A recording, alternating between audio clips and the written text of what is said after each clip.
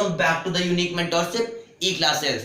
इस वीडियो के पार्ट 1 में हम एडवर्ब की डेफिनेशन और उसके 9 काइंड्स होते हैं ये जाने थे और उसके 4 काइंड्स की डेफिनेशन विद एग्जांपल हम समझ चुके थे। अब पढ़ते हैं इसका 5वां kind, adverb of reason. An adverb which shows reason is called adverb of reason. For example, he will not come, वैसे इसकी मीनिंग तो बताना पड़ेगा। So an adverb which shows reason, वो एडवर्ब जो हमें किसी काम के पीछे का कारण बताता है। कुछ हो रहा है या कुछ हुआ या कुछ होने वाला है, उसके पीछे का कारण बताता है, वो होता है एडवर्ब ऑफ रीजन। अब पढ़ते हैं example. He will not come, वो नहीं आएगा क्योंकि उसे अच्छा नहीं लग रहा है, उसकी तबीयत नहीं ठीक है। तो यहाँ पे रीजन क्या बता रहा है कि वो क्यों नहीं आएगा? क्योंकि वर्ड रीजन बता रहा है।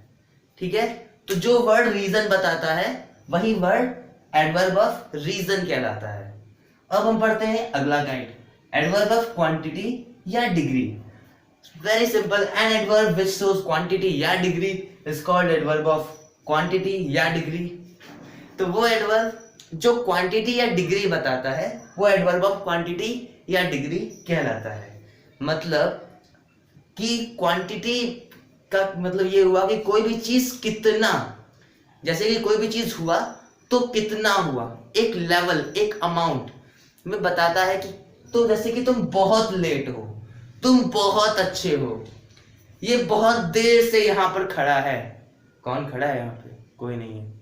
तो ये सारी चीजें एडवर्ब ऑफ क्वांटिटी बताती हैं कि बहुत देर से बहुत दूर से आया है, तो वो होते हैं adverb of quantity. For example, you are too late, तुम बहुत लेट हो।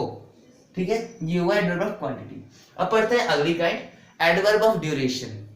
N adverb which shows duration, वो एडवर्ब जो बताता है ड्यूरेशन। ड्यूरेशन क्या होता है कि कोई भी काम कितने देर से हो रहा है या कितने देर तक होगा, वो होता है एडवर्ब ऑफ ड्यूरेशन। जैसे कि for example, I have been working since morning, मैं सुबह से काम कर रहा हूं। सुबह से तो नहीं कर रहा लेकिन शाम से कर रहा हूं, काफी थक गया हूं मैं। चलो कोई नहीं, वीडियो कंप्लीट करते हैं फिर आराम करते हैं। तो I have been working since evening, मैं तो इवनिंग से कर रहा हूं, तो मैं इवनिंग से काम कर रहा हूं, ये मेरा ड्यूरेशन है। अब हम चलते हैं इसके 8वें और 9वें काइंड पर। हमारा 8वां काइंड है एडवर्ब ऑफ असर्शन। चलिए तो इसको ही पढ़ते हैं। An adverb which shows assertion is called an adverb of assertion. assertion का मतलब होता है दावा।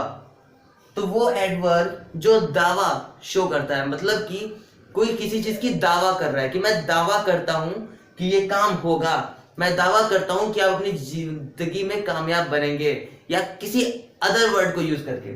जरूरी नहीं कि दावा ही करता हूं, ठीक है, आप बिल्कुल अपनी जिंदगी में कामयाब बनेंगे, आप निसंदेह अपनी जिंदगी में कामयाब बनेंगे। जैसे कि जब राजेश नई नई कोचिंग ज्वाइन किया था तो उसने ही मुझसे कहा था, आइए देखते हैं एग्जांपल में क्या कहा था। उसने कहा था कि I am certainly going ahead in my life, मैं निसंदेह अपनी जिंदगी में आगे बढ़ रहा हूं। तो मैंने भी कह दिया भाई बहुत अच्छी बात है, तुम बढ़ते रहो आगे। वैसे उस वक्त मुझे पता था कि ये एडवर्ब ऑफ असर्शन है, लेकिन उसे नहीं पता था, अब तो वो बहुत कुछ सीख गया है। तो फिर हम भी सीखते रहते हैं। चलते हैं 9वें काइंड पर। अब चलते हैं एडवर्ब के 9वें और आखिरी काइंड पर, रिलेटिव एडवर्ब। तो उसको पढ़ते हैं। N adverb which shows relation between two subjects is called relative adverb. वो एडवर्ब जो शो करता है, बताता है रिलेशन, रिश्ता दो सब्जेक्ट के बीच का, उसे हम रिलेटिव एडवर्ब कहते हैं। एग्जाम्पल के थ्रू समझते हैं। देखिए क्या है, ये जो रिलेटिव एडवर्ब है ये एज अ कंजक्शन भी वर्क करता है, यानी कि कोई भी चीज दो चीजें हो सकती हैं, जैसे कि डिमॉन्स्ट्रेटिव एडजेक्टिव और डिमॉन्स्ट्रेटिव प्रोनाउन। कोई भी जैसे दिस दैट दीज दोस, ये सारे डिमॉन्स्ट्रेटिव प्रोनाउन भी हैं प्लस डिमॉन्स्ट्रेटिव एडजेक्टिव भी हो सकते हैं। तो इसी तरह से ये रिलेटिव एडवर्ब एक्चुअली में कंजक्शन भी हो सकता है। जैसे कि आप हैं तो आप एक स्टूडेंट होंगे, किसी के सन होंगे, किसी के ब्रदर होंगे, किसी के लिए टीचर होंगे, किसी के लिए आप जॉब करने वाले एम्प्लॉय होंगे, किसी के लिए आप बिजनेसमैन होंगे। ठीक है, तो आप हैं क्या, आप एक ही हैं, लेकिन कई लोगों के हिसाब से अलग अलग है, किसी के भाई हैं, किसी के बेटे हैं। तो इसी तरह से कोई वर्ड अलग अलग नजर से अलग अलग चीज होता है, जैसे कि एडवर्ब की नजर से और प्रोनाउन की नजर से। तो ये कंजक्शन भी है प्लस रिलेटिव एडवर्ब भी है। तो देखते हैं क्या है। This is the jungle where the king was killed, where the lion was killed. ये जंगल है जहां शेर मरा था, ठीक है, ये वही जंगल है जहां शेर मरा था। तो ये क्या है, ये रिलेशन शो कर रहा है दो अलग सेंटेंस, यानी कि एक ये सेंटेंस और एक ये सेंटेंस। इन दोनों की सेंटेंस के जो सब्जेक्ट हैं उनके बीच में क्या रिलेशन है, जैसे कि जंगल है और ये लॉयन, तो ये वही जंगल है जहां लॉयन मरा था। तो इन दोनों के बीच क्या रिलेशन है कि ये वही जंगल है जहां लॉयन मरा था, ठीक है। तो इसमें क्लियर हो गया कि इन दोनों के बीच में क्या रिलेशन है। So guys, thanks for watching this video.